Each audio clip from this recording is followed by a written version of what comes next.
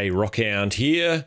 Mavericks The Forge, which is Mavericks Proving Grounds' closed testing phase for those that have paid to become a founder, will start with a 1,000 player, that's right, 1,000 player basic free-for-all first-person shooter game this Thursday at 3 PM Greenwich Mean Time. Automaton, Mavericks developer, announced this via an FAQ update on the Mavericks website, which was accompanied by a 1-minute video from their managing director, James Thompson. James also explained that the first week or two of The Forge will largely be about them testing the tech that allows them to have 1,000 concurrent players, and that updates that come after that time will introduce the Battle Royale portion of the game, along with other features that will initially be left out. So, there were really two surprises in this announcement. The biggest by far is that The Forge would allow 1,000 concurrent players at once, right from the start.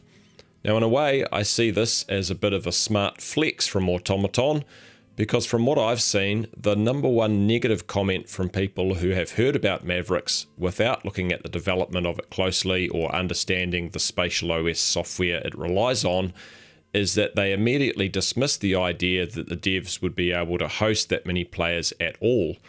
So hats off to Automaton for going straight to 1,000 players. I think it will really prove a point, provided it works well. Secondly, the Battle Royale part of the game not being included at the start will come as a surprise to some people. I actually see this as a good decision from Automaton, because it takes some of the focus off the Battle Royale, especially when the developers have previously said that they actually see the MMORPG aspect of the game as being equally or even more important to Mavericks. It also gives players the opportunity to explore the Isle of Dern without the pressure of a closing play area. That aside, all of this gameplay will happen under a non-disclosure agreement anyway for the first few weeks, so its impact will be contained to founders, be it good or bad. Now, we're yet to hear what objectives will drive players to move around the map in this free-for-all game mode, so presumably there will be incentives to do that, rather than just have people constantly camping in one location, waiting to ambush unsuspecting victims who saunter by. We should have a further video update from the devs tomorrow, so hopefully that will explain this game mode in more detail.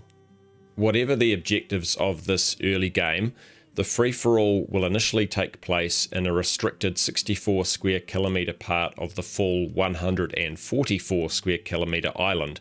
So expect to see, on average, about 15 players per square kilometre, which should keep the gameplay relatively busy for you.